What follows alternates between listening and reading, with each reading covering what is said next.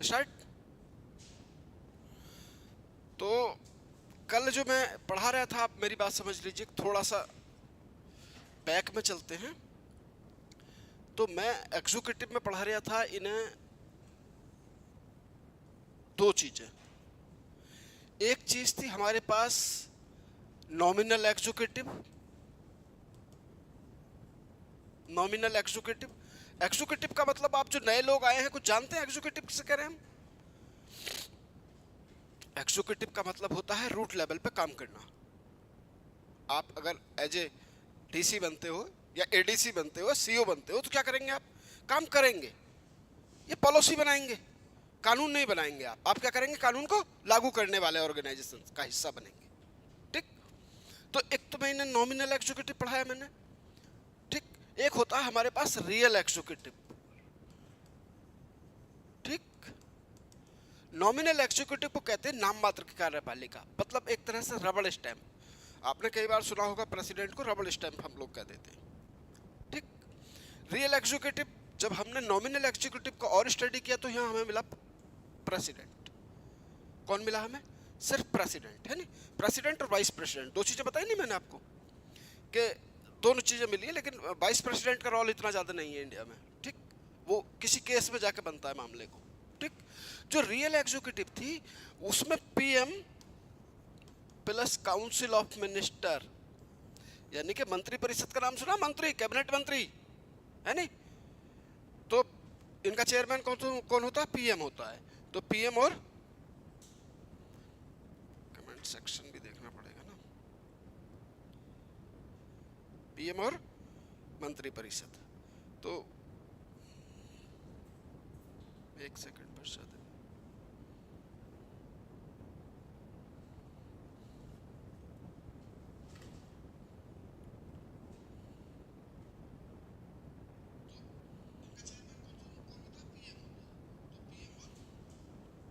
उसके minister.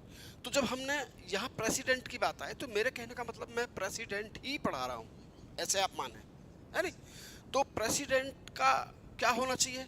Election होना चाहिए या फिर नॉमिनेशन होना चाहिए या फिर किसी परिवार से ले लिया जाए?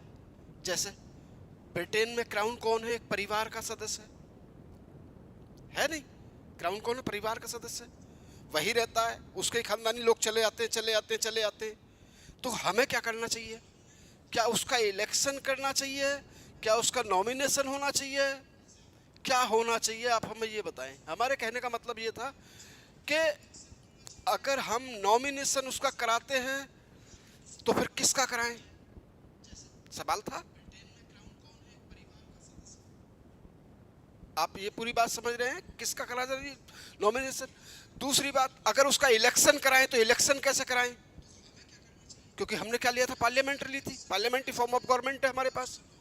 तो हमें क्या करना चाहिए? उसका इलेक्शन कराना चाहिए या फिर किसी एक परिवार का लिया जाए? तो परिवार का लेने में हमारे साथ दिक्कत थी, क्योंकि हम तो राजाओं महाराजाओं को नकार दिए थे बिल्कुल कि ये तो हमें चाहिए ही नहीं। और अगर लेते तो कितनी फैमिली थी हमारे पास। ठीक। तो हमने क्या काम करा? उसका इलेक्शन लेने की बात करी गई। किसकी बात करेंगे? इलेक्शन। अब मैं थोड़ा सा स्पीड पकड़ रहा हूं। इलेक्शन। तो इलेक्शन के मॉडल कितने थे उस टाइम भाई पूरे वर्ल्ड में?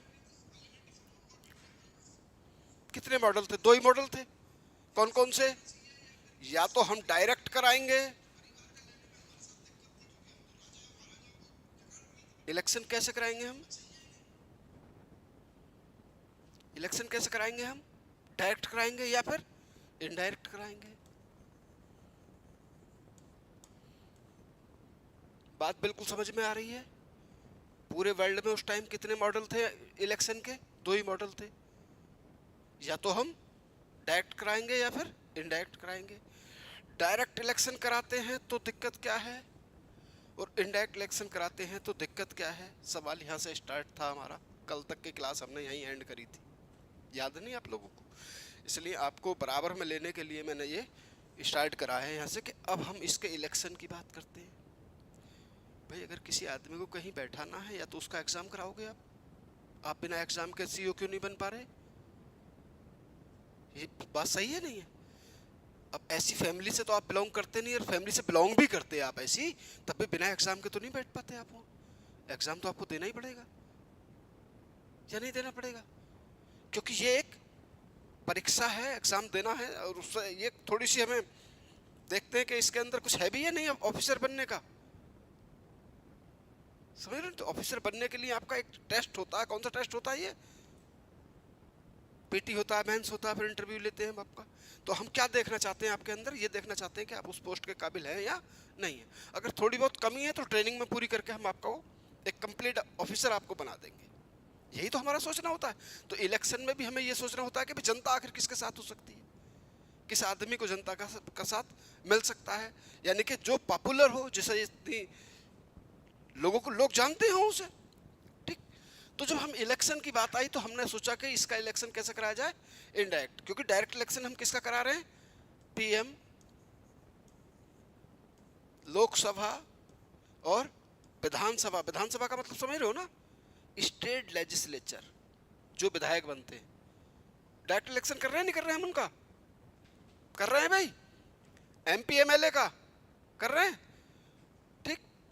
पंचायत में कैसा इलेक्शन है? कैसा इलेक्शन है भाई? डायरेक्ट, सीधी जनता जाती है, वोट करती है, वापस चली जाती है। यही तो है। म्यूनिसिपैलिटीज कैसा इलेक्शन करा रहे हैं हम? डायरेक्ट करा रहे हैं। वार्ड मेंबर का इलेक्शन कैसे हो रहा है? डायरेक्ट हो रहा है। ठीक।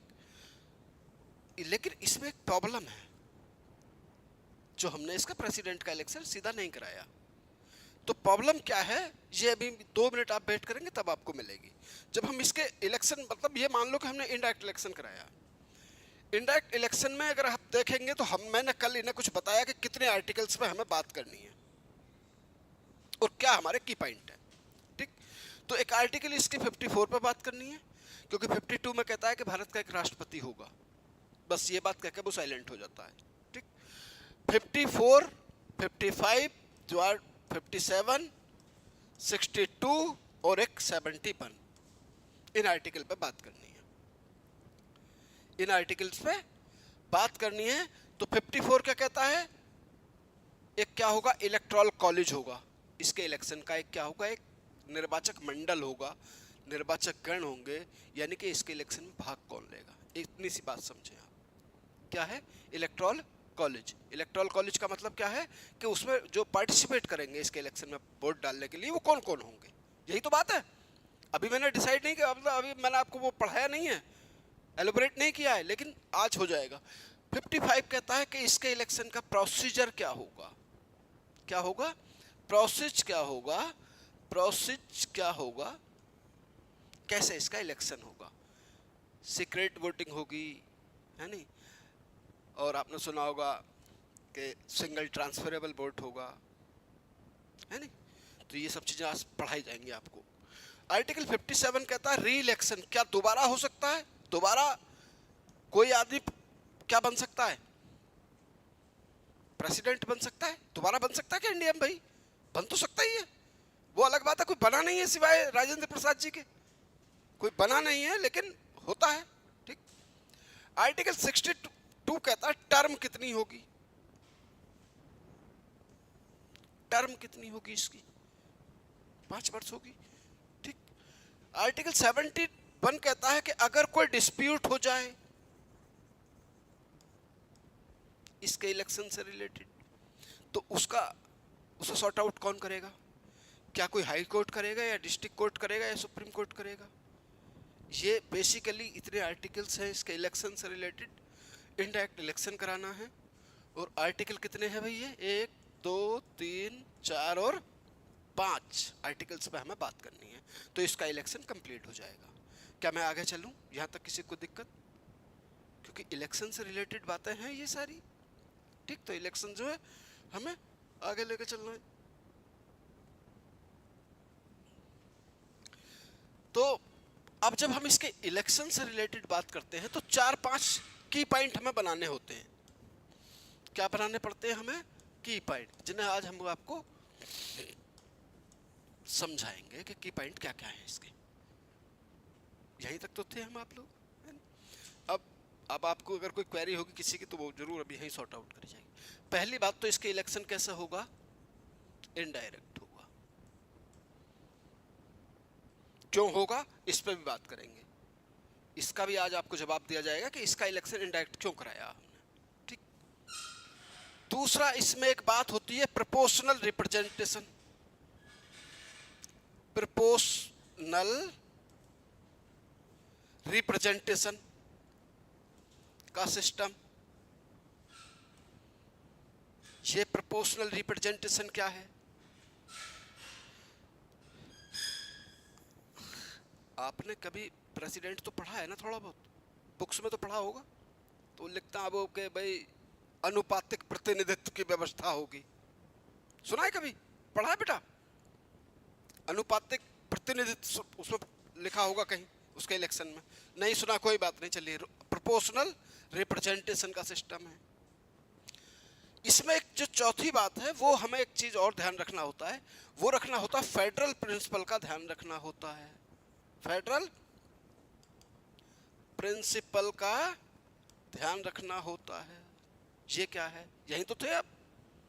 और एक जो इसका चौथा पॉइंट है वो है STB, सिंगल, मैं लिख बोल रहा हूं आप टेंशन ना लें, सिंगल ट्रांसफरेबल बोर्ड का सिस्टम।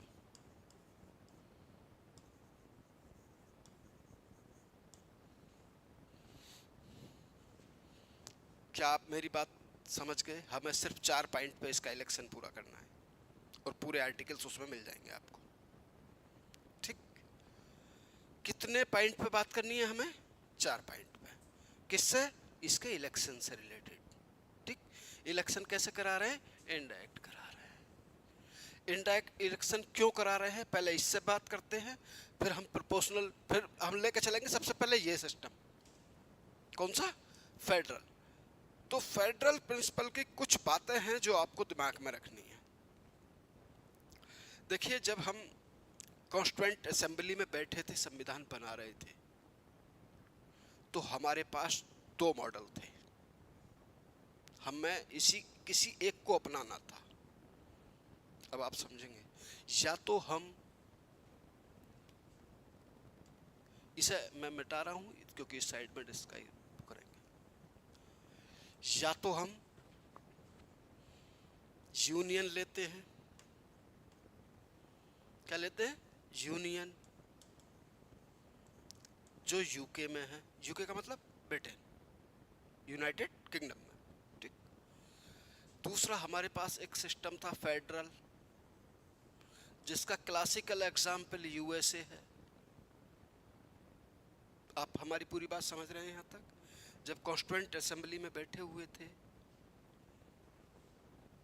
अब आप मुझसे पूछे कि आप इतने डीप में क्यों पढ़ा रहे हैं, हमें तो इसी जानकारी नहीं है। तो क्या आपको सीईओ बनने के बाद ये जानकारी होनी नहीं चाहिए? क्या बेसिक नॉलेज नहीं होनी चाहिए? वो इंटरव्यू में पूछने लगे यूनियन क्या है, वो इंटरव्यू में पूछने लगे फेडरल क्या है, और वो पूछने लगे हमने क्या अडॉप्ट किया, क्या हमने फेडरल लिया या यूनियन लिया। सवाल तो है नहीं है, तो इंटरव्यू में ये क्वेश्चन तो पूछे जा सकते, क्यों नहीं पूछे जा सकते? और पूछे जाते, मैं कई चीजें यहाँ बताऊंगा जो इंटरव्यू में पूछी जाती है, यहाँ तक कि यूपीएससी में पूछते हैं वो लोग कि बताइए सिंगल ट्रांसफरेबल बोर्ड क्या है, प्रेसिडेंट के इलेक्शन में जो प्रोपोर्शनल रिप्रेजेंटेशन है वो क्या है। तो छोटी छोटी बातें हैं लेकिन इनका असर और प्रभाव बड़ा गहरा है। तो आप इन बातों पर तीसरा एक मॉडल हो सकता है कहीं, है तो नहीं, आज तो नहीं है, उस टाइम भी नहीं था, कन्फेडरेशन। कौन सा भाई? कन्फेडरेशन।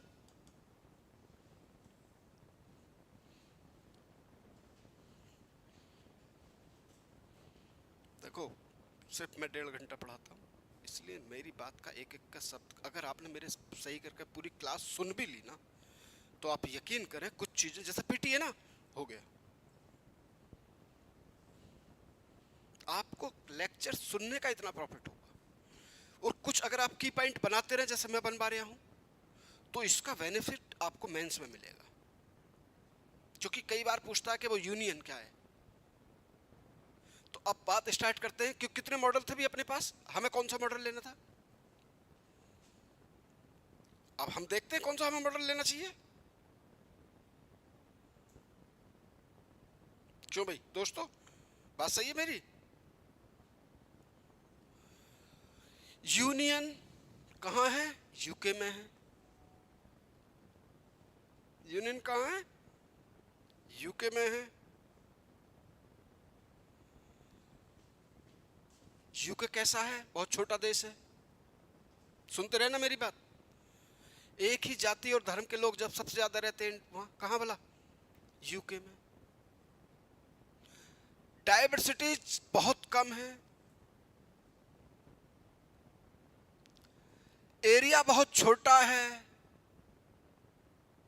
चौथी बात, कोई स्टेट नहीं है,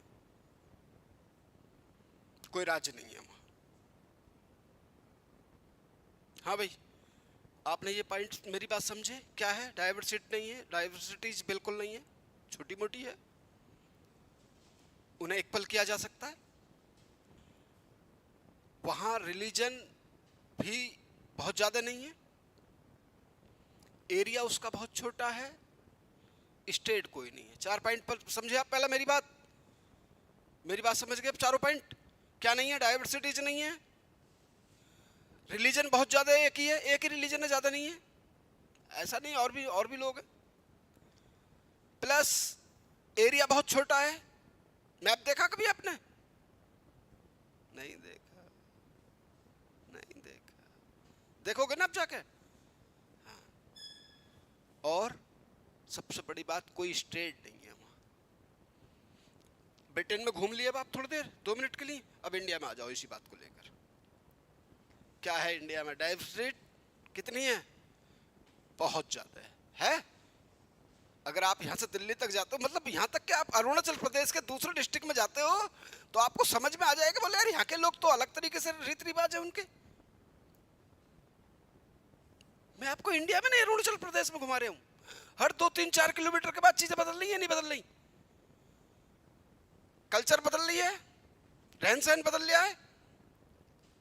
हाँ भाई, आप मेरी बात समझ रहे हैं? पूरी बदल रहा है, रिलीजन बदल रहे हैं बहुत सारे, है नहीं? भाषाएं बदल रही हैं। शायद आप लोग मेरी बात समझ रहे हैं, हिंदी समझ रहे हैं और इंग्लिश समझ रहे हैं। अगर आप अपने रूरल एरिया में जाओ तो शायद वो ना समझे, उनकी अपनी लोकल लैंग्वेज हो कोई। डन करो पहले बात को, सही बात है। अब इंडिया में कितने स्टेट हैं? और कुछ लार्ज, उस टाइम तो क्या था, प्रिंसली स्टेट थे हमारे पास, जो किसी तरीके से हमारे बीच में आने को तैयार ही नहीं थे। चारों पॉइंट को समझो। एरिया किसका है? बहुत ज्यादा बड़ा है। किसका? इंडिया का। डाइवर्सिटी बहुत ज्यादा है, ठीक। स्टेट बहुत ज्यादा थे, प्रिंसली स्टेट भी थे। मेरे कहने का मतलब है कि यूनियन वहां इंप्लीमेंटेशन दिया जा सकता है जहां कोई स्टेट ना हो, यानी कि पूरी पावर सेंट्रल गवर्नमेंट के हाथ में होती है। आप यहां तक मेरी बात से आप आज सहमत है? आज के बाद ये बात नहीं बताऊंगा मैं, आगे चलूंगा फिर, क्योंकि ऐसा है कब तक एक ही क्लास पे चलते रहेंगे, ठीक। कहां यूनियन इंप्लीमेंटेशन दिया जा सकता है? जहां ये चीजें नहीं हो। स्टेट बहुत ज्यादा थे, डाइवर्सिटीज बहुत ज्यादा थी, एरिया भी बहुत बड़ा था, है नहीं? प्रिंसली स्टेट भी जिंदा थे। अब इन सारे स्टेटों की पावर लेकर सेंट्रल गवर्नमेंट ले ले अपने पास कि भी आपको सिर्फ बैठे रहना, हमारे कानून जो पार्लियामेंट का आएगा वही अरुणाचल प्रदेश पे लागू होगा, वही मध्य प्रदेश पे होगा, वही बिहार में होगा, वही मणिपुर में होगा। तो मणिपुर और नॉर्थ ईस्ट के जो लोग हैं अरुणाचल प्रदेश के, इनकी अपनी डाइवर्सिटीज है, इनकी अपनी कल्चर है। अब पार्लियामेंट किसके लिए कानून बनाएगी? ऑल इंडिया लेवल का कानून बनाएगी। कोई बंगाली बोलता है, कोई मणिपुरी बोलता है, कोई मलयालम बोलता है, कोई तेलुगु बोलता है, कोई कन्नड़ बोलता है, कोई तमिल बोलता है। क्या संभव था? हाँ कहो पहले।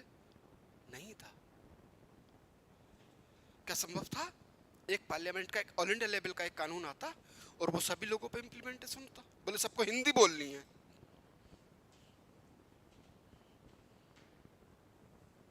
क्या आपको लगता है बोलते लोग? रिवॉल्ट कर देते। कहां पे जबरदस्ती थोप रहे हो? हमारी कल्चर का क्या होगा?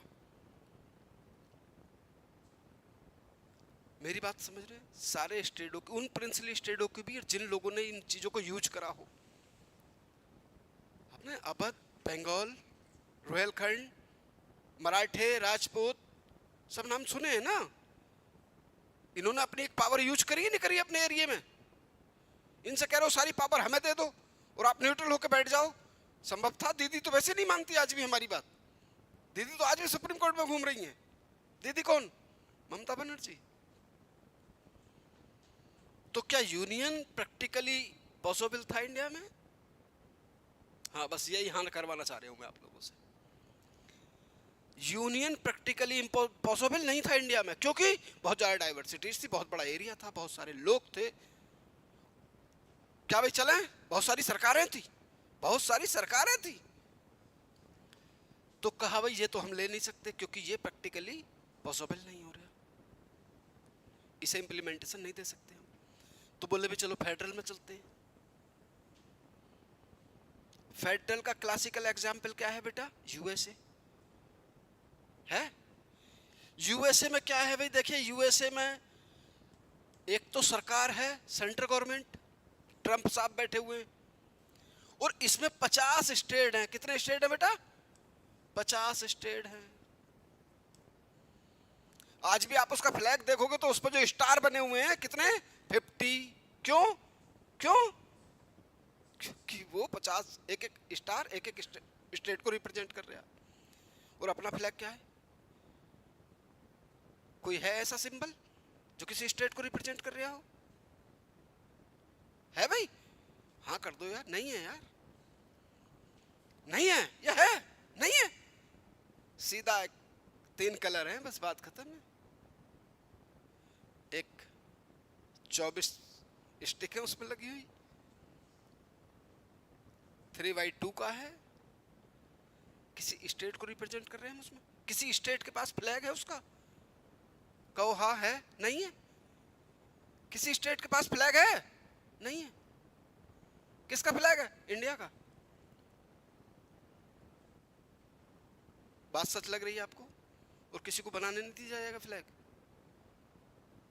बनाने नहीं दिया जाएगा, क्योंकि फिर भारत कहां बचेगा?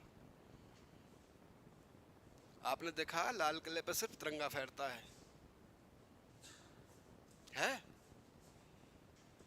देखिए सबसे बड़ी बात है आपके अंदर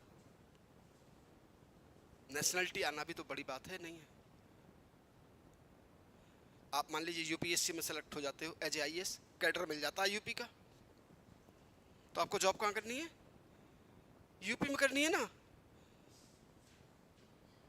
अगर आप प्रोविंशियल सर्विस में हो जाते हो, मान लीजिए सीईओ बन जाते हो, तब आपको अरुणाचल प्रदेश में काम करना है। हाँ भाई, स्टेट कितने हैं वहाँ? 50। और यहाँ के स्टेटों की खासियत है। क्या खासियत है? यहाँ हर स्टेट का अपना संविधान है, यूएसए का अपना संविधान है। यहाँ के लोगों का अपनी सिटीजनशिप है, यूएसए की उसकी सिटीजनशिप है। मेरी मतलब समझिए आप, वहाँ डबल सिटीजनशिप। कितनी है? डबल। मतलब वो स्टेट का भी है और सेंटर का भी है। आप मेरी बात, संविधान कितने हैं वहाँ? 2। सेंटर का भी संविधान अलग है और स्टेट का भी संविधान अलग है। मेरे कहने का मतलब है, जो मैं कहना चाह रहा हूं आप लोगों से, कि वहां जो एक लिस्ट है, सुनिए प्लीज, डिस्टर्बेंस ना करिए प्लीज, मेरी बात सुनिए।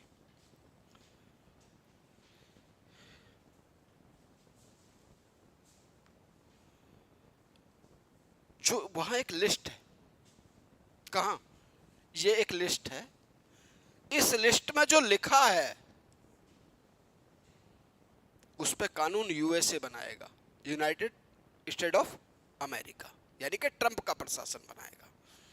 बाकी इसमें जो नहीं लिखा है वो स्टेट कानून बनाएगा। उस पे कानून कौन बनाएगा? स्टेट बनाएगा। और इस लिस्ट में जो नहीं लिखा है उसे कहते हैं residual power. Residual power, residual power जो है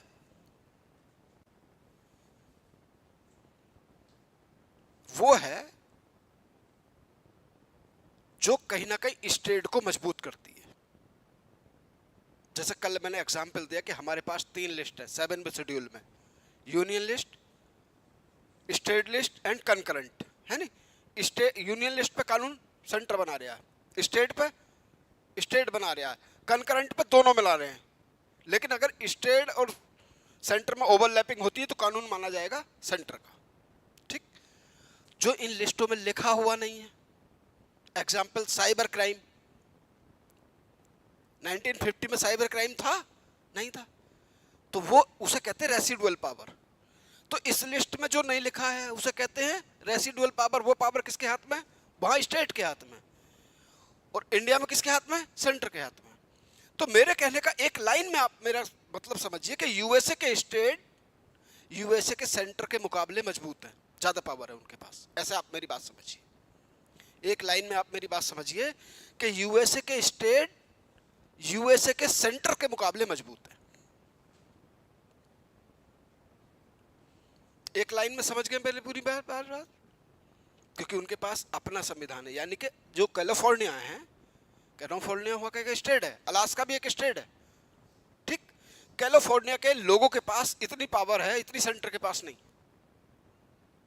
लेकिन ये सारे स्टेट मिलकर सेंटर को डिसॉल्व कर दे, भंग कर दे, डिस्ट्रॉय कर दे, ये चीजें इनके पास नहीं है।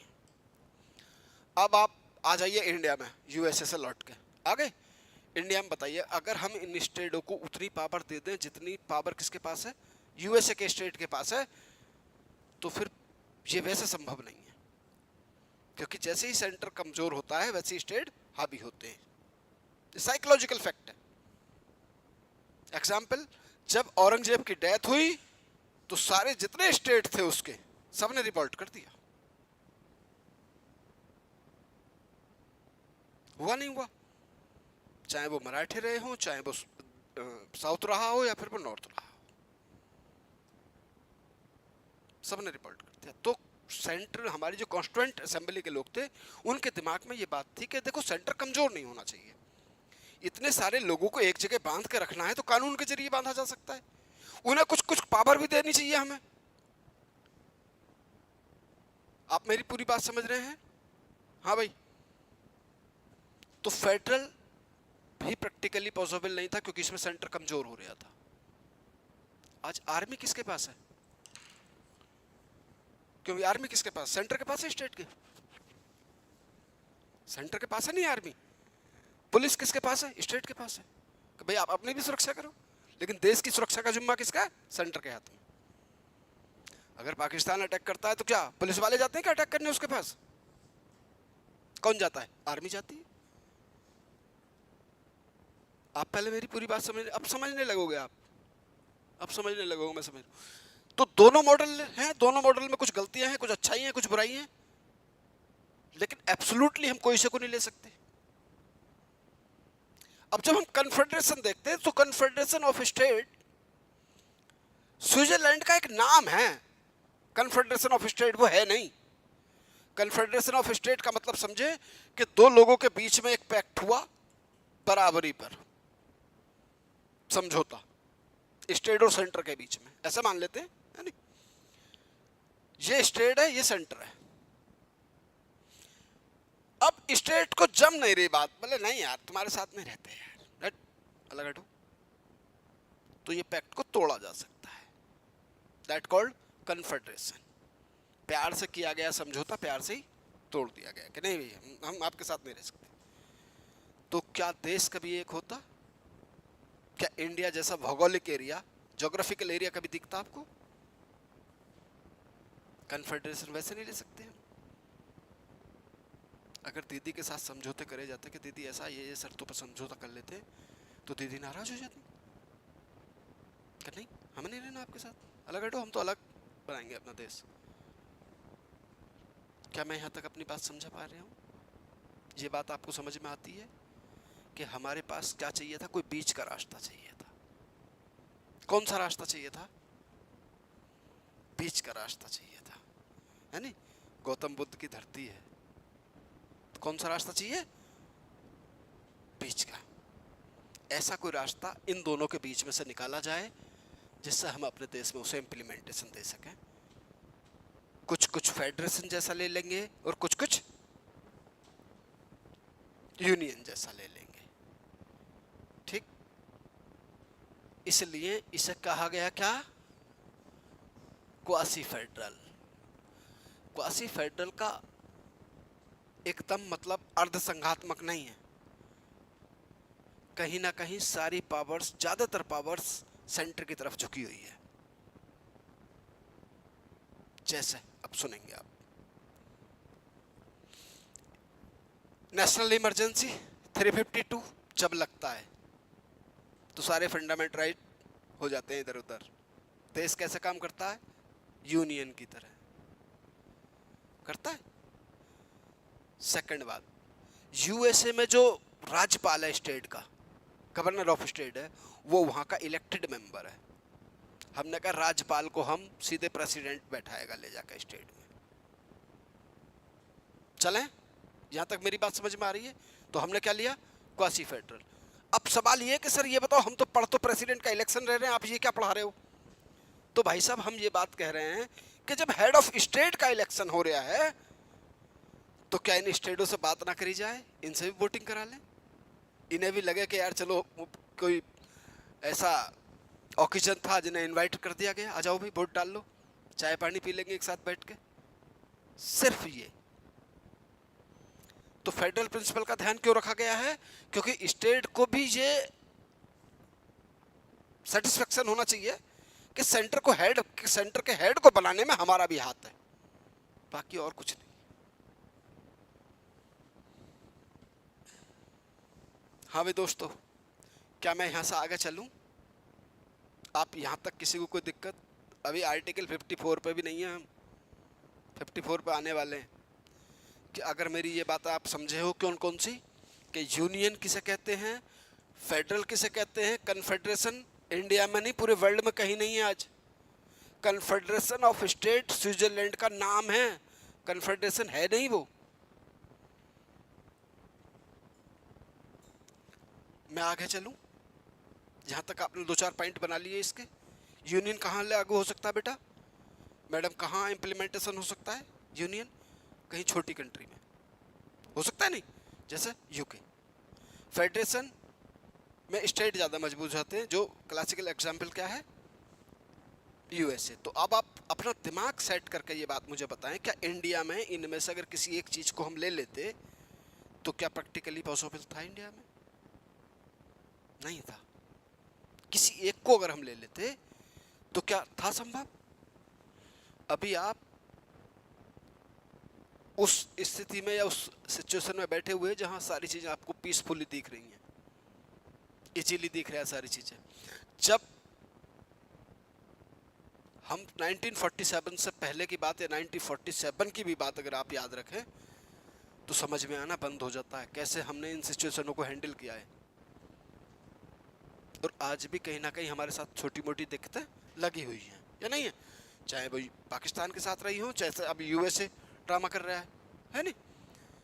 तो उससे आपका हिस्सा कोई लेना देना नहीं है, लेकिन आप इतनी सी बात मेरी समझ लीजिए कि आपको ये बात यहाँ तक समझ में आई। मैं आगे चलूँ, हमें कोई बीच का रास्ता चाहिए था या नहीं चाहिए था? बिल्कुल चाहिए था। तो सवाल ये है कि फिर इसे पढ़ा क्यों रहे हो? तो मैंने बताया कि स्टेट को भी ये सेटिस्फेक्शन होना चाहिए, उसे भी लगना चाहिए कि सेंटर का जो हेड ऑफ स्टेट बनना है, जो प्रेसिडेंट बनना है, उसमें हमारा भी कुछ ना कुछ कंट्रीब्यूशन होना चाहिए।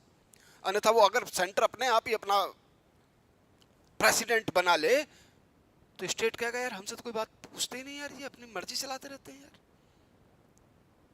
तो ये भी एक खतरा है, लोगों को गुस्सा आ सकता है हमारी बातों पे।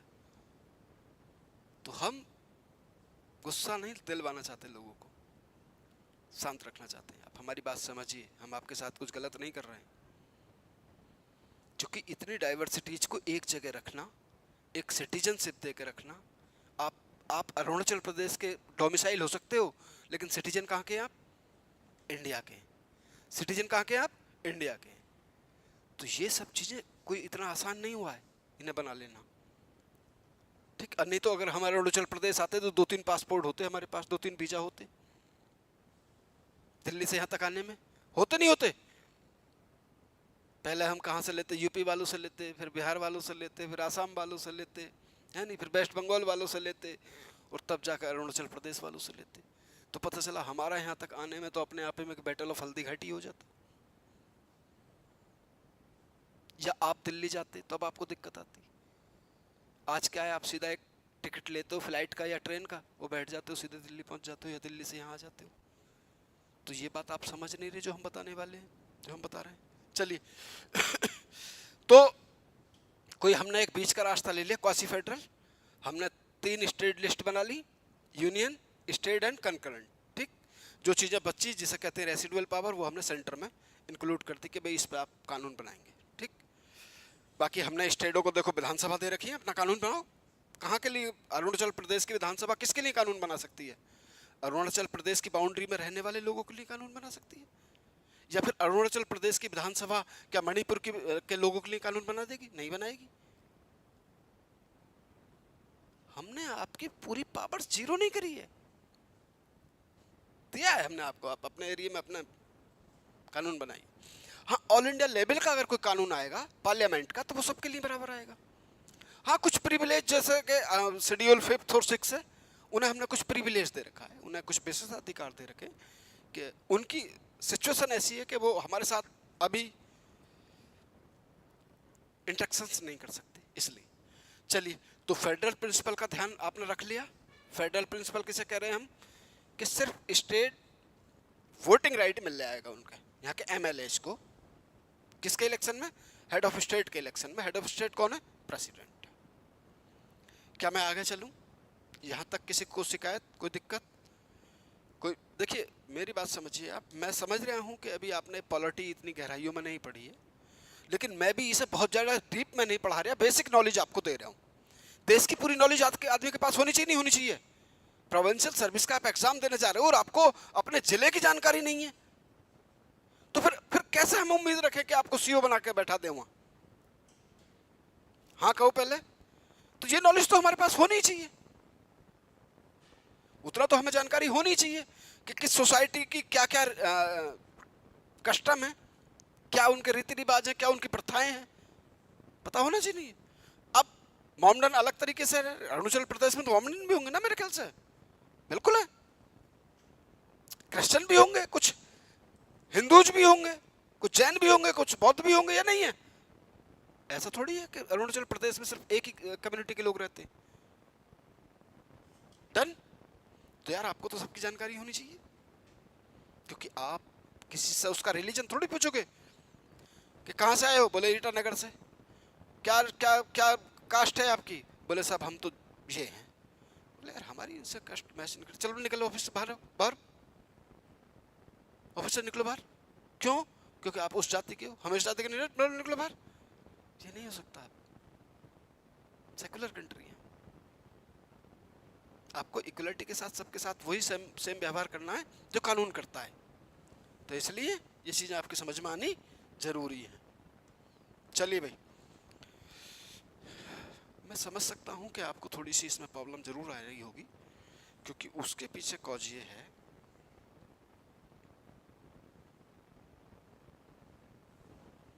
एक मिनट में जरा अपना कमेंट चेक कर लूँ।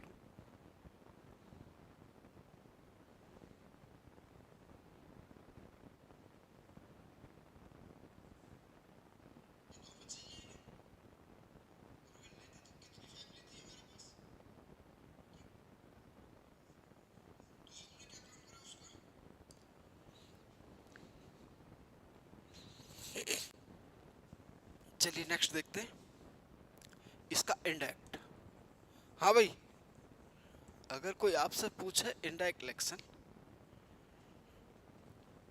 देखो इतना आपको इंट्रोवर्ट भी नहीं होना है।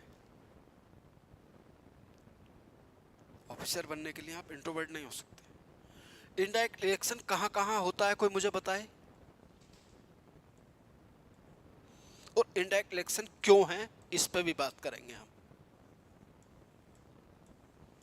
इस पे भी बात करेंगे। इंडायरेक्ट इलेक्शन क्यों है, किसका? प्रेसिडेंट का। समझ में आनी चाहिए नहीं बात? क्यों भाई, क्यों करा लिया आपने? तो कितनी जगह होता है इंडायरेक्ट इलेक्शन? प्रेसिडेंट का होता है, बिल्कुल होता है जी। वाइस प्रेसिडेंट का होता है जी, होता है। ठीक। राज्यसभा,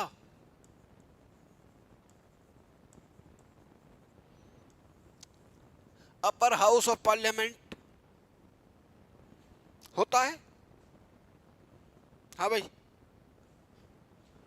बोले सर हमें जानकारी नहीं, देखो बता दो, सब पता है हमें तो, है नहीं, यही बात है ना, हमें कोई जानकारी नहीं है। लेकिन यार,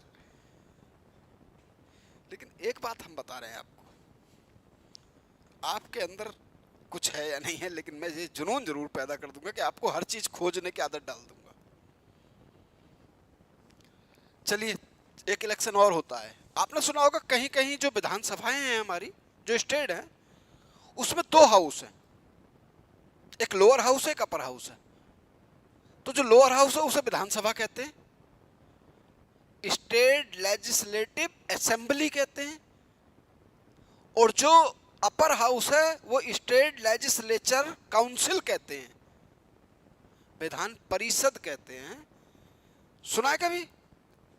बोले सर यही तो झगड़ा है, सुना ही तो नहीं है। सुना तो सिर्फ आप रहे हो।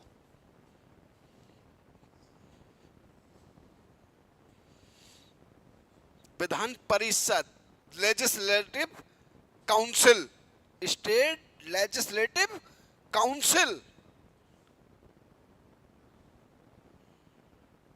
चार जगह इलेक्शन होते हैं। किसके होते हैं भाई? इनडायरेक्ट इलेक्शन होते हैं इंडिया में।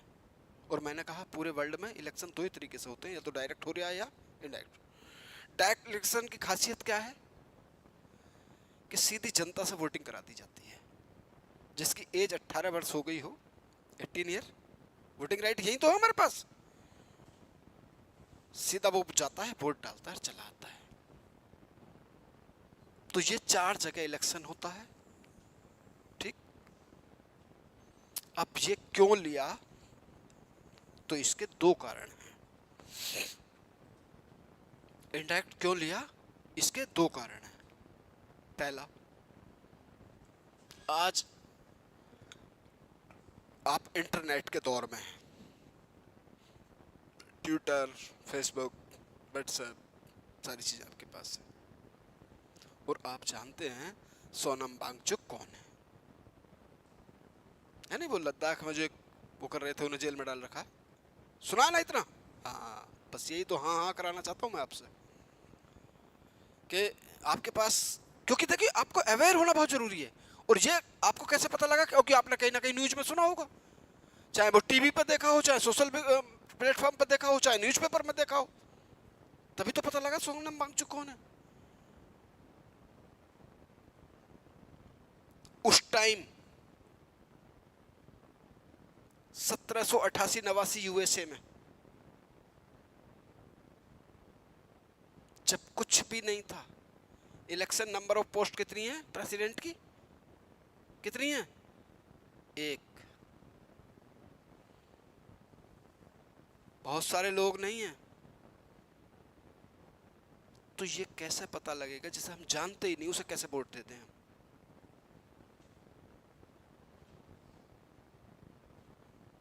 जिसे हम जानते ही नहीं उसे कैसे वोट देते?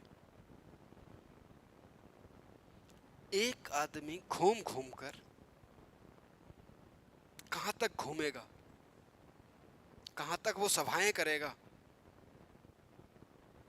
इसलिए हमने कहा भाई देखो, इसका डायरेक्ट इलेक्शन कराने में बहुत सारी समस्याएं हैं, जिसमें एक सबसे बड़ी समस्या ये है कि वो लोग वोट उस आदमी को करेंगे जिसे जानते ही नहीं। अगर आप अपने एरिया के एमएलए को वोट डालते हो तो ये बात तो आपको पता है ना, कौन है एमएलए, कौन खड़ा हुआ है, किस पार्टी से? हाँ कह दो यार। या सीधे आधा धुंध जाते हो, बोले जो मिल गया सर ले भी वोट, तू भी ले? ऐसा है क्या? अब प्रेसिडेंट को हम जानते ही नहीं, क्योंकि अब हमारे पास सोशल मीडिया नहीं है, इंटरनेट नहीं है। तो हम कैसे किसी आदमी को वोट दे दें जिसके बारे में हम जानते ही नहीं? हम अपने एरिया का जो जो वार्ड मेंबर होता है उसे बहुत सोच समझ के वोट देते। हाँ कहो, कहाँ यार, ये हमारा ही आदमी है भाई, हमारे काम करेगा। क्या ऐसे आदमी को मान ली मैं खड़ा हो जाऊं किसी पार्टी से, आप मुझे वोट दे दो? जानते ही नहीं आप मुझे। ये प्रॉब्लम थी कि किसी एक आदमी को वोट देना है तो कैसे दिया जाए। तभी तो हम इलेक्टोरल कॉलेज लाएंगे निकाल के। ठीक। दूसरी बड़ी प्रॉब्लम क्या थी, क्योंकि हमने कौन सी गवर्नमेंट ली थी, पार्लियामेंट्री फॉर्म ऑफ गवर्नमेंट ली। कहां से ली, यूके से ली। अब अगर हम प्रधानमंत्री का इलेक्शन सीधा इनडायरेक्ट करा दें और प्रेसिडेंट का इलेक्शन डायरेक्ट करा दें,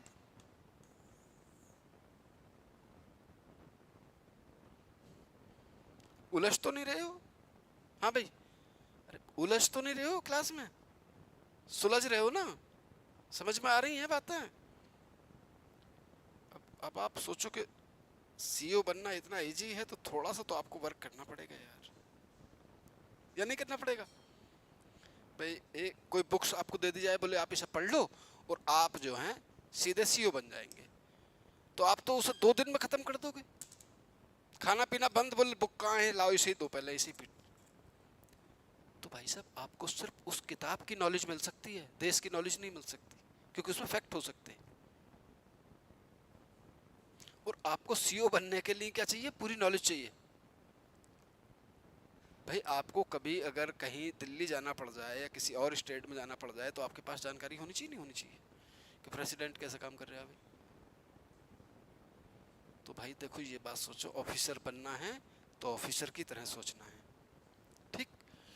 डायरेक्ट इलेक्शन कराया जाए प्रेसिडेंट का, इनडायरेक्ट इलेक्शन कराया जाए प्रधानमंत्री का, तो पार्लियामेंट्री फॉर्म ऑफ गवर्नमेंट में कल क्या मैंने बताया था, आर्टिकल 74(1) में, कि भारत की एक मंत्री परिषद होगी जिसका अध्यक्ष प्रधानमंत्री होगा, जिसकी सलाह और सहायता पर राष्ट्रपति काम करेगा। तो भाई साहब ये बताओ कि एक प्रधानमंत्री कहां से आया? एक एमपी था, वो इस एरिया से मान लीजिए 10 लाख लोगों से चुन के आया। एक प्रधानमंत्री, एक एमपी तो होता प्रधानमंत्री। प्रधानमंत्री का इलेक्शन तो होता ही नहीं हमारे यहाँ। किसका होता है? लोकसभा का होता है।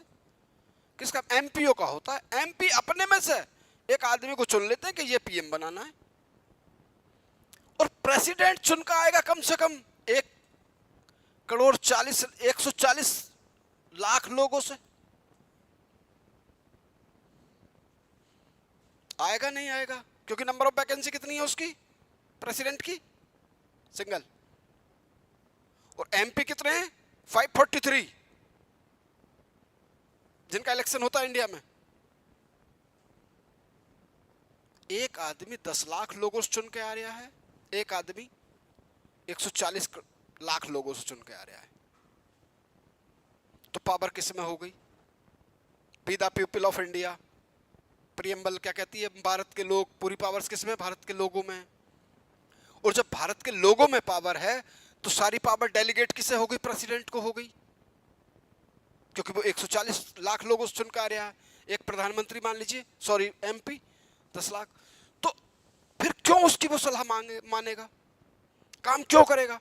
मेरे कहने का मतलब है, जो सत्ता का कॉन्फ्लिक्ट है, संघर्ष है, वो बढ़ जाएगा।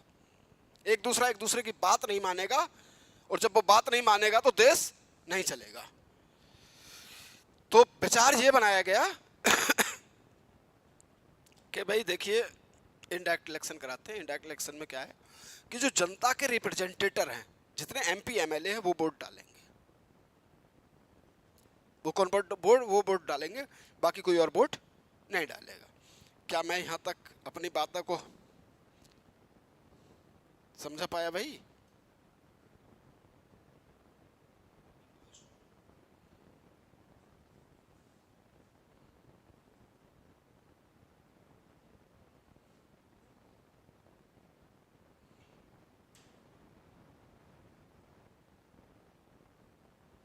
ठीक। डायरेक्ट इलेक्शन नहीं कराया। क्यों नहीं कराया? क्योंकि सत्ता का संघर्ष हो जाएगा। पावर को जब यूज करेंगे तो उसमें ओवरलैपिंग हो जाएगी। क्यों हो जाएगी? क्योंकि हमारी प्रियम्बल ये बात कहती है कि भारत के लोगों में सारी पावर है। कल मैंने पढ़ाया था आपको, भारत के लोगों में पावर है, और भारत के लोगों ने पावर किसे डेलीगेट करी है? पार्लियामेंट्री फॉर्म ऑफ गवर्नमेंट को। भारत के लोगों ने पावर किसे डेलीगेट करी है? पार्लियामेंट्री फॉर्म ऑफ गवर्नमेंट को। और पार्लियामेंट्री फॉर्म ऑफ गवर्नमेंट में रियल एग्जीक्यूटिव कौन होता है? प्रधानमंत्री और उसकी मंत्री परिषद। तो यहाँ सत्ता का संघर्ष हो जाएगा, पावर ओवरलैपिंग हो जाएगी। और चूंकि न्यू बोर्न डेमोक्रेसी है हमारे पास, अभी अभी इसने जन्म लिया है, तो हम इसे इन झगड़ों में नहीं उलझाना चाहते। मैंने एक दिन और भी आपको ये बात बताई थी कि बेशक कोई सरकार काम करे या नहीं करे, लेकिन स्टैब्लिश होनी चाहिए, बहुत उठापटक तोड़फोड़ नहीं होनी चाहिए।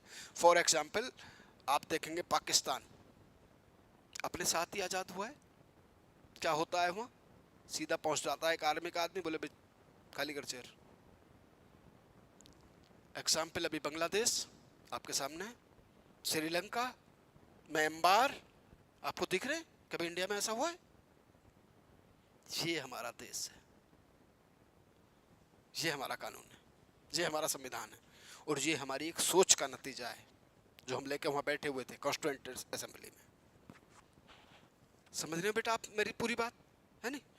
तो ये सिर्फ दो लॉजिक थे या दो कारण थे जिसकी वजह से हमने इसका इलेक्शन इनडायरेक्ट कराया, डायरेक्ट नहीं कराया।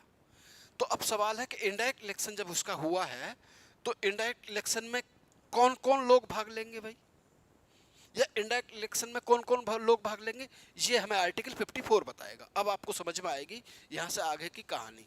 अभी तक तो आप, मुझे लग रहा है जैसे कि उलझे उलझे महसूस कर रहे थे, क्योंकि आपने सुबह से पानी भी नहीं पिया होगा ना अभी, तो दिमाग वैसे ही काम नहीं करेगा, है नहीं? तो पानी पीना स्टार्ट कर लिया है, थोड़ा थोड़ा पानी भी पिए आप। चलिए, तो ये मैं आर्टिकल 54 की बात करने वाला हूँ। अब यहाँ तक तो मुझे आपको ये बात समझानी थी। आर्टिकल 54 बात कहता है कि एक इलेक्टोरल कॉलेज होगा, किसका? प्रेसिडेंट के इलेक्शन का। कौन होगा? इलेक्टोरल कॉलेज होगा। कौन होगा? इलेक्टोरल कॉलेज होगा।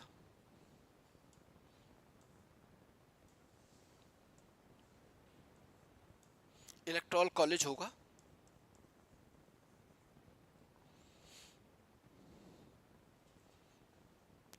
जनता तो सीधी भाग ले ही नहीं रही है, दैट डाउट है कोई है ही नहीं, जनता तो सीधी भाग ले ही नहीं रही।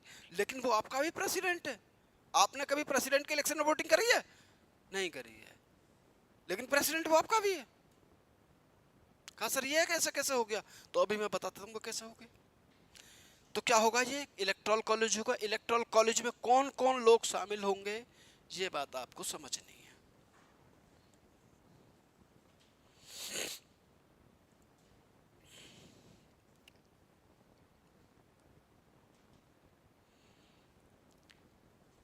हाँ भाई, अब थोड़ा थोड़ा मेरे साथ इंटरेक्शन करें, कोऑपरेट करें मुझे।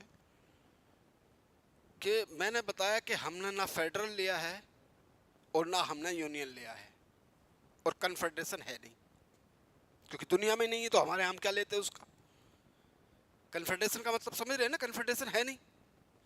तो आप मुझे ये बताएं कि हमने राज्यों की ईगो को सेटिस्फाई करने के लिए इलेक्टोरल कॉलेज बनाया। तो राज्यों में जो जितने भी, देखिए,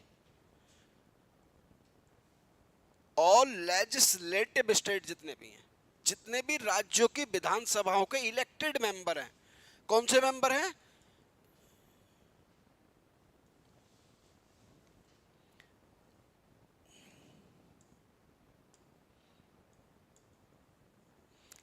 elected member all elected member of all state legislative assembly, all elected member of all elected member of state legislative assembly। Assembly का मतलब दोनों चीजें अंडरलाइन करनी है आपको, एक तो इलेक्टेड अंडरलाइन करना है और लेजिस्लेटिव असेंबली।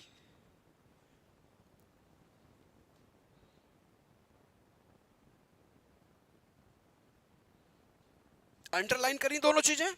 क्या क्या अंडरलाइन करा आपने? इलेक्टेड मेंबर और दूसरा लेजिस्लेटिव असेंबली।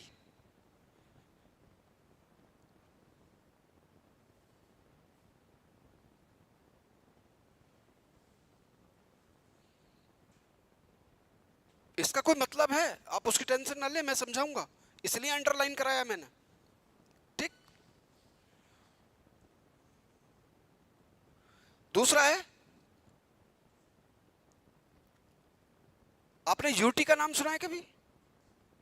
यूनियन टेरिटरी नाम सुना है ना? किन्हें कह रहे हैं भाई यूनियन टेरिटरी, ये तो बताओ मुझे। यूनियन टेरिटरी किसे कहते हैं हम लोग?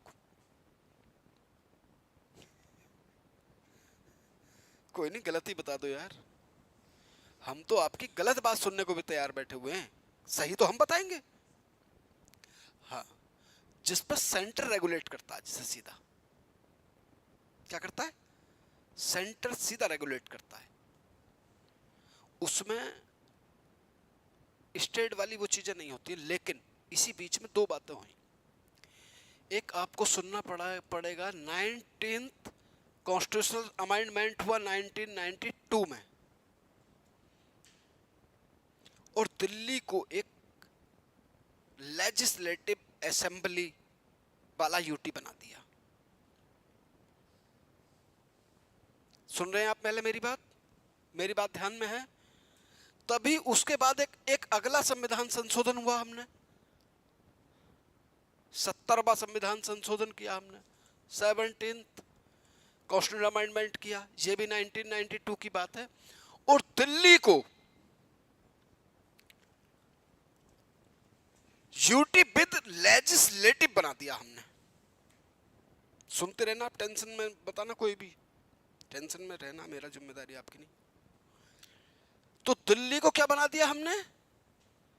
कोई पूछे कि दिल्ली को हमने हाफ स्टेट विद लेजिस्लेचर कब बनाया? इसके जरिए संविधान में संशोधन करा 70वां 1992 में, और दिल्ली को हमने एक विद लेजिस्लेचर है। आप देखेंगे कि 92 के बाद ही वहां सीएम बनना स्टार्ट हुआ दिल्ली में, उससे पहले सीधा सेंटर काम करता था। तो ऐसी यूटी कितनी है भाई? दिल्ली प्लस पौंडीचेरी, पौंडीचेरी का नाम सुना है, जिसे आज क्या कह रहे हैं हम, पुद्दुचेरी, प्लस अभी 2019 में क्या बनाया हमने, 2 यूटी और बनाई हैं, J&K and Ladakh. J&K and Ladakh सुना है ना? जम्मू कश्मीर और लद्दाख को क्या बनाया हमने, यूटी। लेकिन लद्दाख में स्टेट लेजिस्लेचर नहीं बनाया, सिर्फ जे.एंड.के में। तो यहां Delhi, Pondicherry and J&K. J&K का मतलब समझ रहे हो ना? अबे भैया क्या है जे.एंड.के का मतलब? जम्मू एंड कश्मीर बनाया नहीं, अभी 2019 में बनाया हमने। पहले उसके पास स्पेशल प्रोविजन था, कौन सा, 370 में। वहां कोई जा नहीं सकता था, वहां कोई लैंड नहीं खरीद सकता था। हालांकि ये सिस्टम तो यहां भी है, लेकिन वो डिस्प्यूटेड था मामला। समझ में आती है बात? पक्की बात? डाउट तो नहीं कुछ है? अब डाउट नहीं रहेगा, आपसे आगे को डाउट नहीं रहेगा। अभी तक चूंकि मैं सारे रूट बना रहा था, और मैंने आपको ब्रिटेन में घुमा दिया, मैंने आपको यूएसए में घुमा दिया, मैंने आपको इंडिया में घुमा दिया, है नहीं? तो ये चीज़ें आपको थोड़ी सी बाउंस जरूर करी होंगी इसमें, लेकिन ये चीज़ें समझनी बहुत जरूरी थी हमें आपको, है नहीं? और सीधा सीधा मैं इलेक्टोरल कॉलेज पढ़ा देता आपको। चलिए, तो ये बात हो गई भाई क्या, इलेक्टेड मेंबर की बात समझिए, जो मैंने अंडरलाइन कराया था आपको। फिर अभी एक पॉइंट और बचा ना इसके इलेक्टोरल कॉलेज में, थर्ड पॉइंट और बचा ना, मैं 3 एरो बनाए थे। तो पहले इलेक्टेड को समझते हैं।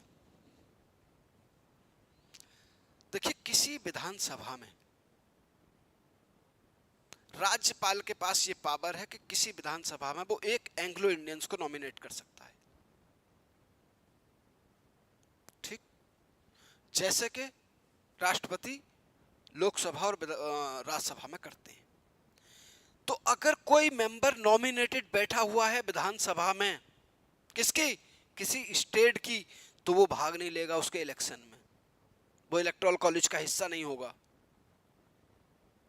वो उसके इलेक्टोरल कॉलेज का हिस्सा नहीं होगा। कौन होगा? सिर्फ इलेक्टेड मेंबर। कहां से आएंगे? जो जनता से चुन के आ रहे हैं एमएलए, जो एमएलए चुन के आ रहे हैं वही पार्टिसिपेट करेंगे इसके इलेक्शन में। किसके इलेक्शन में? प्रेसिडेंट के इलेक्शन में। और कौन करेंगे? स्टेट लेजिस्लेटिव असेंबली करेगी। अगर कहीं दो हाउस हैं, यानी कि विधान परिषद है, लेजिस्लेचर काउंसिल है, तो उसका कोई भी मेंबर इसमें भाग नहीं लेगा। इसलिए मैंने ये अंडरलाइन कराया था। इसका मतलब आप समझिए कि इसमें कौन लोग भाग लेंगे? सिर्फ इलेक्टेड मेंबर, जो सीधी जनता से चुन के आए हुए एमएलए। अगर कोई नॉमिनेटेड मेंबर है तो नॉमिनेटेड मेंबर इसके इलेक्शन में भाग नहीं लेगा। लिखिए आपने ये बात कहीं, कौन लोग भाग लेंगे? सिर्फ इलेक्टेड मेंबर। मान लीजिए आप भी जाके बैठ गए विधानसभा में, तो आप वोटिंग नहीं करेंगे क्योंकि आप एमएलए नहीं हैं। अगर मान लीजिए सीएम साहब से आपके बहुत अच्छे रिलेशन है, उन्होंने राज्यपाल से कह दी, गवर्नर ऑफ स्टेट से कि यार एक काम करो, एक सीट पे से एंग्लो इंडियंस मान लेते हैं, एंग्लो इंडियंस के सीट पे से बैठा दो, तो आप उस इलेक्टोरल कॉलेज का हिस्सा नहीं होंगे जो प्रेसिडेंट के इलेक्शन में भाग लेंगे। आप प्रेसिडेंट के इलेक्शन में भाग आप नहीं लेंगे। कौन लेंगे? क्योंकि आप जनता से चुन के नहीं आए, जनता से चुन के जो आएगा वो वोटिंग में भाग लेगा, बाकी और कोई भाग नहीं लेगा। तो इलेक्टेड का मतलब समझ गए? कौन लोग होंगे? ये जनता से चुने हुए लोग होंगे। कौन से? एमएलए। कहां के? विधानसभा के। क्योंकि अरुणाचल प्रदेश है तो एक ही हाउस है यहाँ। अरुणाचल प्रदेश में कितने हाउस हैं? एक हाउस है। तो कई स्टेट ऐसे हैं जहां दो दो हाउस हैं। ठीक, तो सेकंड हाउस का कोई भी आदमी भाग नहीं लेगा, इसलिए मैंने उसे अंडरलाइन कराया असेंबली को। और इलेक्टेड को क्यों अंडरलाइन कराया है? क्योंकि वहां कोई भी नॉमिनेटेड मेंबर उसमें पार्टिसिपेट नहीं करेगा। ठीक भाई। दिल्ली एंड पांडिचेरी और जम्मू एंड कश्मीर की विधानसभाओं के भी इलेक्टेड मेंबर, ये भी कौन से मेंबर होंगे बेटा? Only elected member. Elected member का मतलब क्या है भाई? बताओ, आप बताओ क्या है? पीछे वालों आप बताओ, इलेक्टेड मेंबर का क्या मतलब है? मैं इतनी देर से बोल रहा हूं, जो जनता का चुना हुआ है, जो जनता से चुनाव जीत के आया हुआ है। ठीक है, मतलब नॉमिनेटेड नहीं है। नॉमिनेटेड का मतलब होता है कि राज्यपाल एक को अपॉइंट कर सकता है, एक को नॉमिनेट कर सकता है विधानसभा में। ठीक चलिए, अब जो संविधान में ही लिखा हुआ है, तीसरा एरो जो मैंने बनाया था, तो लोकसभा और राज्यसभा, इन दोनों का नाम सुना है नहीं? ये बताओ पहले आप। हाँ भाई, और भैया सुना है ना लोकसभा राज्यसभा का नाम? हाँ भाई, सुना है या नहीं? है सुनाऊं? क्यों भाई, मुझे सुनाना पड़ेगा या आप सुन रहे हैं? सुना है, इतना तो आप लोगों ने सुना होगा, इतनी तो आपके पास नॉलेज है। और दूसरी बात, आप इतने अवेयर स्टूडेंट तो हैं। जब आपने सीईओ बनने की सोच ली तो फिर हम उस क्राउड से आपको अलग कर देते हैं। नहीं नहीं, मैंने आपको बताया नहीं, सीईओ बनना आपके लिए बहुत बड़ा मामला नहीं है, बहुत हैवी टास्क नहीं है, इजी टास्क है। वजह बस आपको सीधी जानकारी होनी चाहिए। अब ये थोड़ी सीधे सुबह उठे, शकल पे पानी डाला, बोले एडमिट कार्ड कहाँ है, वो सेंटर कहाँ, बोले उस कॉलेज में पहुंच गए और कर रहे हैं वहाँ उल्टा सीधा, तो फिर कहाँ से सीईओ बन जाएंगे आप? भाई इसके लिए मेंटली तैयार होना पड़ेगा नहीं? तो उसके लिए थोड़ी हमें अपना तैयारी भी करनी पड़ेगी। और तैयारी कैसे करनी पड़ेगी? With guidance. अब हम कहने लगे आपसे कि एक ये बुक्स ले लो, इसे पढ़ लो, काम हो जाएगा, तो ऐसा नहीं है। किसी एक किताब से काम नहीं चलेगा, हमें किताब तो चाहिए ही चाहिए, प्रॉपर गाइडेंस भी चाहिए, कोई बताने वाला हो। जैसे कल अगर आप सेकंड क्लास में हो कोई आदमी, तो कल मैंने जो पॉलिटिकल थ्योरी पढ़ाई, तो मैंने उसमें बताया कि सीधा क्वेश्चन पूछा उसने मेंस में एपीपीएससी के, और अभी मैं एक क्वेश्चन आपको यहाँ देने वाला हूँ, बस यहाँ तक मुझे थोड़ा सा और आगे चले आने दो। तो इसके लिए आपको एक बात और समझनी है।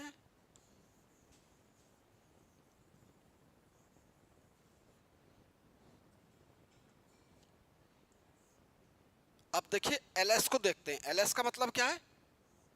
बोले सर लोकसभा है, और क्या है? बोले इतना भी ना समझो, हमें इतनी जानकारी हम रखते हैं।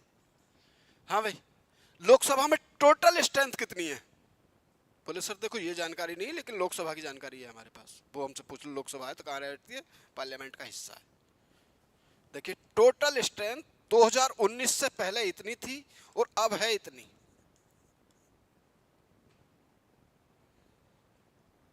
दो 2019 से पहले कितनी थी बेटा? 552, 552। 2019 के बाद कितनी हो गई है? 550। अब मैं कैसे लिखूंगा जब आपकी समझ में आएगा। अब टोटल स्ट्रेंथ कितनी है इस टाइम? 530, यानी कि 530, 20 और 2। यही बात है ना? हो गया ना इतने ही? अब मैं इन्हें इतने करने वाला हूं। देखिए जितने भी स्टेट हैं हमारे पास, कितने स्टेट है हमारे पास? 28। यूटी नहीं, कितने स्टेट है हमारे पास? 28। 28 स्टेटों को उनकी पॉपुलेशंस के आधार पर सीटों को आवंटित किया है, अलॉट किया गया है। तो 530 सीटें तो हमने 28 स्टेट को दे रखी हैं। ये तो हमने इनका रास्ता साफ कर दिया। कभी 530 कहां से आएंगे? लोकसभा में सारे स्टेटों से आएंगे। कितने स्टेट है? 28। आप मेरी बात समझिए कि ये हमने सारी सीटें दे दी हैं। टोटल स्ट्रेंथ कितनी है? 550 है आज। और पार्लियामेंट में 550 लोग नहीं बैठते। आज भी इलेक्शन कितने पे होता है? 543 पे, 543 पे होता है। सुनिए टोटल 20 सीटें हमने अलॉट करी यूटी के लिए।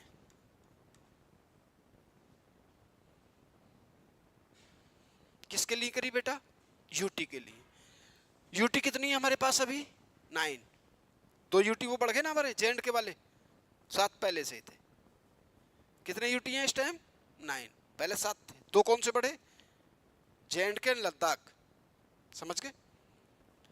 अभी तक टोटल हमने इन्हें 13 सीटें अलॉट कर रखी हैं, 7 सीटें अलॉट नहीं करी हैं।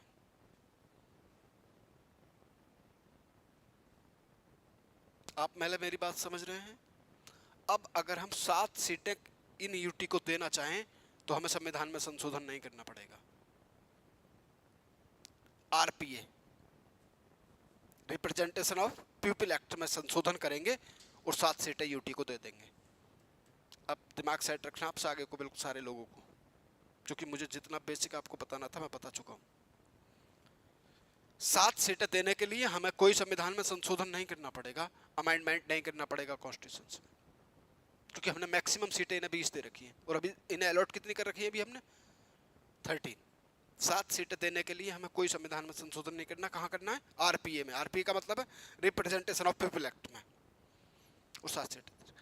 अगर किसी स्टेट को हम एक सीट और एक्स्ट्रा देना चाहते हैं, अब 28 के बजाय कितने कर लें आप इसे?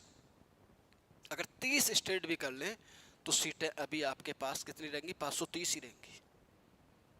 अरुणाचल प्रदेश में से कुछ हिस्सों को बनाकर और कोई प्रदेश बनाएं तो अरुणाचल प्रदेश को जो आज हमने अलॉट कर रखी है लोकसभा में सीटें, उनमें से बांट के उसे दी जाएंगी, अलग से सीट नहीं दी जाएगी। ऐसा क्यों? इसका जवाब मिलेगा। 7 सीटें किसे किसे अभी हमें अलॉट कर सकते हैं? यूटी को कर सकते हैं। उसके लिए हमें संविधान में संशोधन नहीं करना। ये 2 लोग जो थे ये एंग्लो इंडियन थे।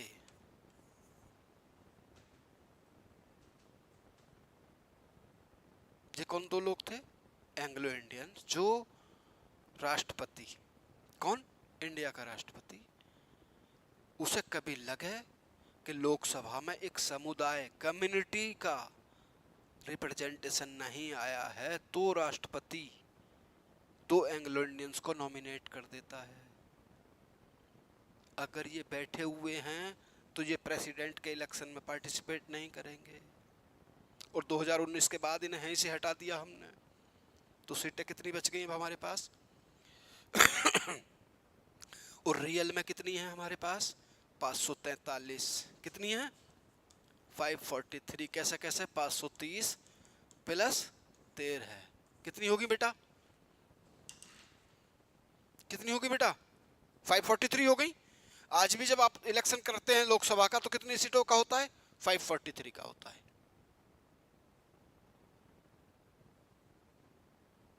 आज भी इलेक्शन 543 का होता है। ठीक, तो लोकसभा से कितने लोग पार्टिसिपेट कर रहे हैं? 543, 543, क्योंकि 7 हमारे पास है नहीं और 2 को हमने हटा दिया 19 के बाद। मेरे कहने का मतलब है 550 सीटें हैं, मैक्सिमम स्ट्रेंथ है नहीं? रियल में कितने बैठते हैं लोग? 543 बैठते हैं, 7 लोग अभी नहीं बैठते। अगर हम 7 लोगों को बैठाएंगे तो हमें संविधान में संशोधन नहीं करना पड़ेगा, और ये सीटें 550 से बढ़ाकर हम 600 करेंगे तो हमें संविधान में संशोधन करना पड़ेगा, और 2026 तक कुछ नहीं होना। 26 चल रही है ना, बस समझ लो, इसका लॉजिक आपको मिलेगा, आप उसकी टेंशन ना लें। ठीक, तो क्या हुआ भाई, इसके इलेक्टोरल कॉलेज में कितने लोग लोकसभा से भाग ले रहे हैं? कितने ले रहे हैं? 543। और अगर सारे स्टेटों के मिलाएंगे ना हम, सारे स्टेटों के, तो 4120 पूरी इंडिया के जो एमएलएज हैं, कितने हैं? 4120 एमएलएज हैं ऑल इंडिया में। कितने स्टेटों में? इतने स्टेटों में जो पार्टिसिपेट करेंगे। अब थोड़ा सा एक अपर हाउस जो राज्यसभा रह गई है उस और समझ लें, है नहीं? ये लोकसभा ही तो समझी भी हमने, एक हाउस तो समझा पार्लियामेंट का, लोकसभा। अब राज्यसभा, क्या मैं आगे चलूं? है तो अब आरएस देख लेते हैं भाई। मैक्सिमम स्ट्रेंथ है 250। कितनी है? कितनी है बेटा?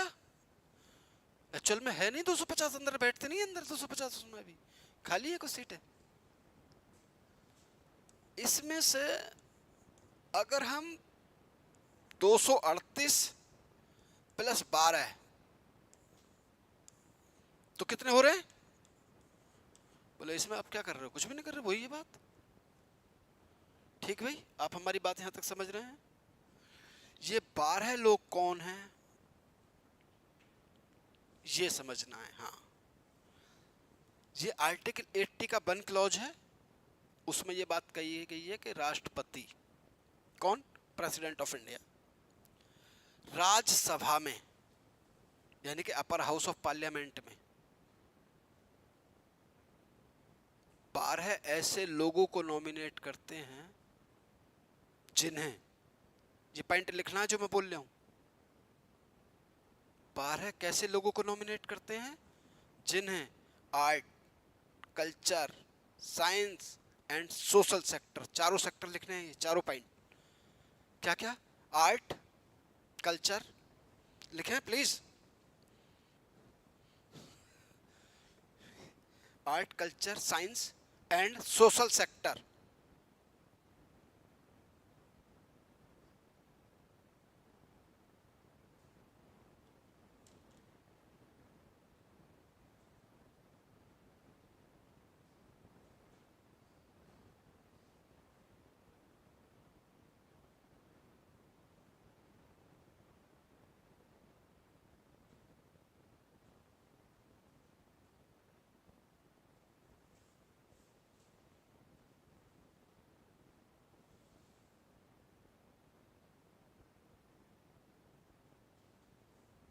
हाँ भाई, लिख लिया?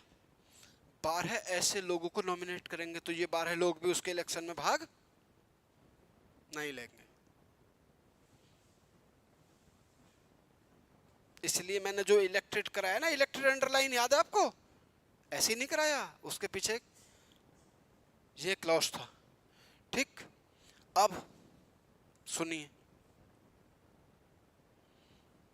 सारे स्टेटों को प्लस यूटी को मिलाकर भी अभी हमने सिर्फ 233 लोगों को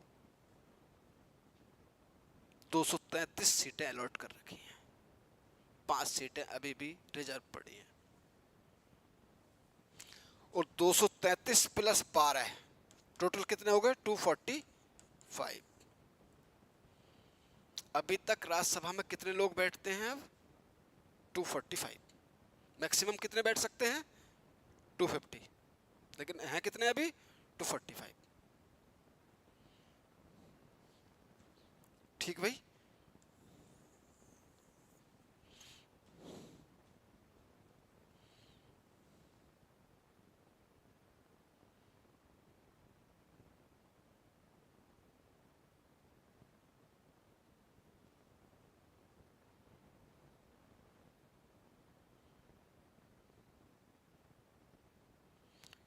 ठीक भाई। चलिए ये बात,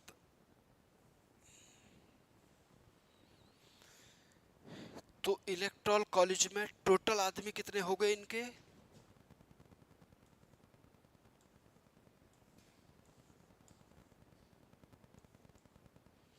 लोग पार्लियामेंट के कितने मेंबर इसमें पार्टिसिपेट करेंगे अब? 543 प्लस 233, टोटल कितने हो गए? कितने हो गए बेटा? जोड़ लो, 543 ये और 233 ये, जोड़ो कितने हो रहे? हो रहे 796 हो रहा है ना? जोड़ो यार, 6।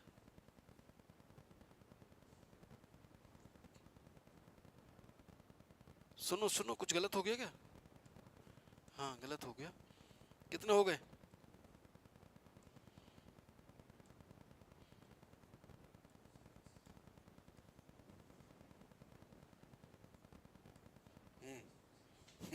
गलत हो गया था वो, 776।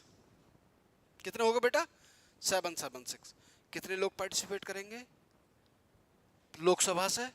ये इतने लोग, प्लस इसमें 776 और जोड़ो, तो ये मेरे ख्याल से हो जाएंगे 4896।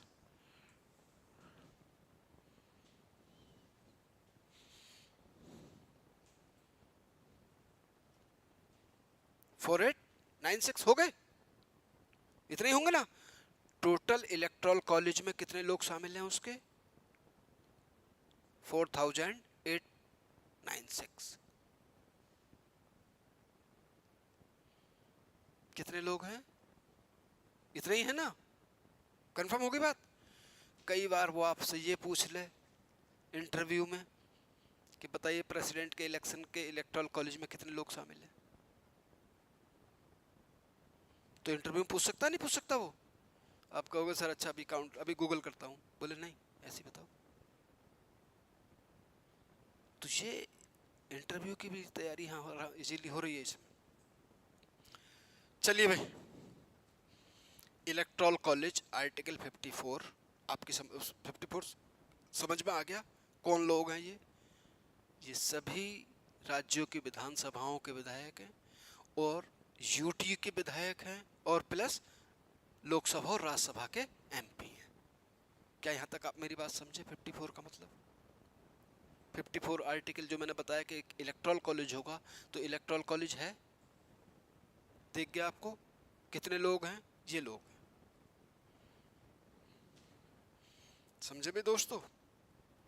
इसलिए आप इसे लेकर ज़्यादा परेशान ना हो। कल को इलेक्टोरल कॉलेज नहीं पढ़ाया जाएगा, कभी आप कहोगे सर और दोबारा बताओ, हाँ अगर कोई प्रॉब्लम आ गई तो वो बताई जाएगी, नो डाउट। तो तब तक मैं यहाँ हूँ, आपको टेंशन इस बात की लेने की जरूरत बिल्कुल नहीं है। चलिए तो भाई आर्टिकल, अब देखिए 2 मिनट आपको मेरे साथ चलना पड़ेगा यूएसए। बोले सर आज बहुत घुमा दिया आपने, है नहीं? चलो और थोड़ी देर यूएसए चलते हैं।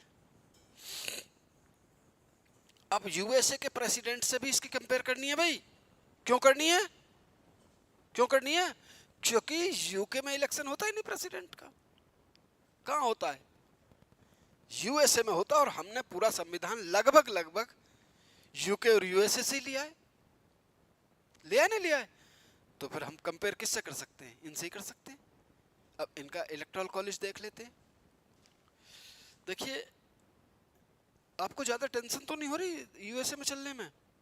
तो मैं स्किप कर देता हूँ, टेंशन तो नहीं, यूएसए चल के देख लेते हैं, दिक्कत क्या है? बहुत ड्रामेबाजी करता रहते हैं वो ट्रम्प साहब, देखते हैं उनकी ड्रामेबाजी क्या है। वो ईमानदार आदमी है या फिर नहीं है, अभी पता लग जाएगा आपको। अच्छा एक बात मेरी सुनिए, अगर हमारा जो इलेक्टोरल कॉलेज है प्रेसिडेंट का, वो परमानेंट है, वो हमेशा रहता है या नहीं रहता है? हमेशा रहता है। बहुत सारे काम करने, ये भी काम कर लेंगे वो।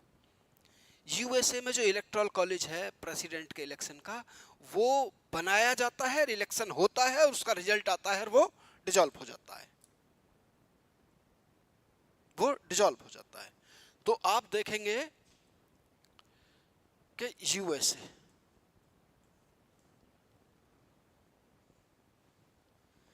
जो लोग कहते हैं ना डायरेक्ट इलेक्शन होता है, यही तो मैं आज आपको सिखा रहा हूं यहाँ। इसलिए आपको जानकारी देनी बहुत जरूरी है,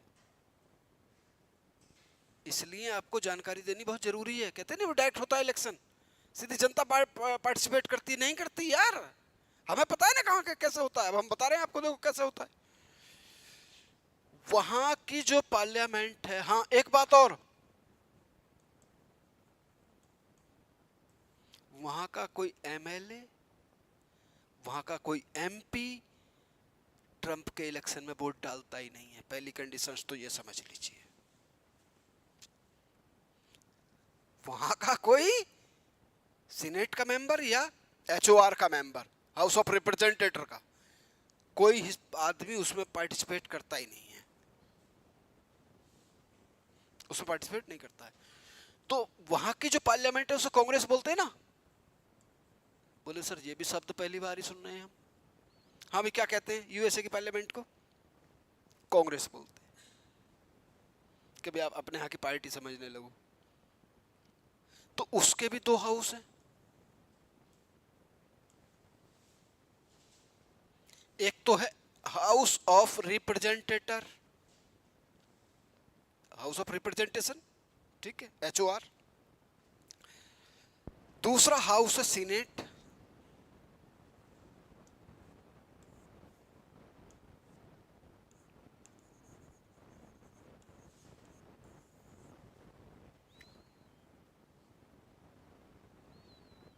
कितने हाउस है? दो हाउस है। एक कौन है? वहां की लोकसभा, ये रही, और वहां की राज्यसभा, ये रही। समझ गए आप मेरी बात? लोकसभा कौन सी है उसकी? ये रही।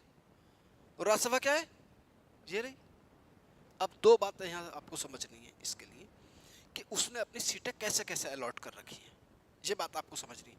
हमारे यहाँ लोकसभा हो या राज्यसभा हो, सीटें किस आधार पर किसी स्टेट को मिली है? उसकी पॉपुलेशन के आधार पर।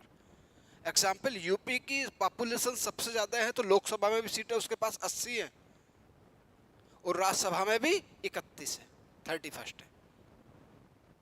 तो डिपेंड क्या करता है, पॉपुलेशन का प्रिंसिपल लिया गया है। वहां भी पॉपुलेशन का प्रिंसिपल लिया गया है यूएसए में, लेकिन यहां लिया गया है, यहां नहीं लिया गया है, यहां नहीं लिया गया है, सिर्फ एचओआर में लिया गया है। ऐसे मेरी बात को समझेंगे। तो इसमें टोटल सीट है कितनी? 435। वहां के लोकसभा में, लोकसभा कहता रहूं या फिर हाउस ऑफ रिप्रेजेंटेशन कहूं? लोअर हाउस कहते रहे, कोई इशू तो नहीं होगा आपको, है ना?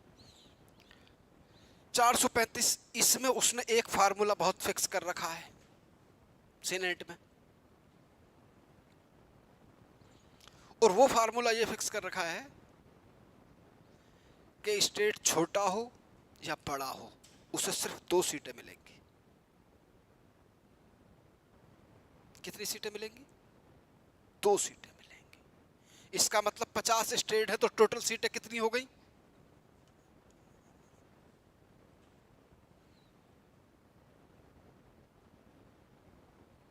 हो गई भाई?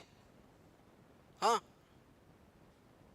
अपने यहाँ क्या है, आज भी यूपी की पॉपुलेशन ज्यादा है तो उसको राज्यसभा में आज भी 31 सीटें दे रखी है, और नॉर्थ ईस्ट को एक एक सीट दे रखी है। दिल्ली यूटी है, उसे भी 3 सीटें दे रखी है राज्यसभा में। मैं अपनी बात समझा पा रहा हूं? टोटल वोट्स है यूएसए के प्रेसिडेंट के इलेक्शन में 538।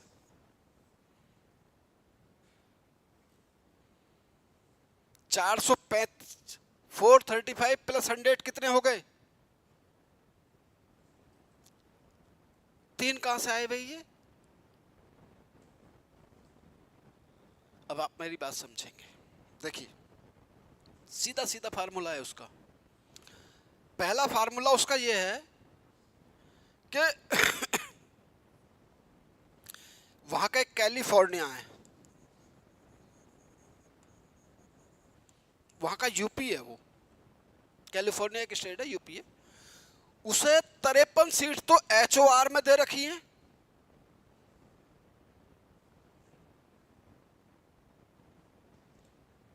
तो क्यों, 1 मिनट टाइम हो गया क्या? अच्छा ठीक। और इधर कितनी सीटें होंगी उसके पास? 2 ही होंगी या ज्यादा होंगी? सीनेट में 2 ही होंगी, कंफर्म है ये बात? तो 2 ही मिलेंगी, स्टेट छोटा हो या बड़ा हो। तो कितनी हो गई? आइए प्लीज, 55 सीट, 55 वोट्स हैं किसके पास? कैलिफोर्निया से। किसके पास? प्रेसिडेंट ऑफ USA के पास। आप पहले मेरी बात समझ रहे हैं? बोले नहीं समझ रहे सर, लेकिन कोशिश तो कर लो यार। 2 सीटें कहां से मिलेंगी इसे? सीनेट से मिलेंगी। ये सीधा सीधा सा फार्मूला, स्टेट छोटा हो या बड़ा हो, सीनेट में 2 ही सीटें मिलेंगी। HOR में, हाउस ऑफ रिप्रेजेंटेशन में, क्योंकि वहां पॉपुलेशन को बेस माना गया है, तो पॉपुलेशन में कितनी सीटें होंगी? 53, क्योंकि उसके पास ज्यादा। टोटल वोट कितने होंगे उसके पास? यानी कि कैलिफोर्निया USA के प्रेसिडेंट के इलेक्शन में सिर्फ 55 सीटें हैं, 55 वोट डाल सकते हैं। वहां जो घपला है वो ये नहीं है, वहां के इलेक्शन में वो घपला एक दूसरे तरीका का है। वो घपला ये है कि वहां जो 50 स्टेट हैं, 48 स्टेट इस घपले में शामिल है। कैसे?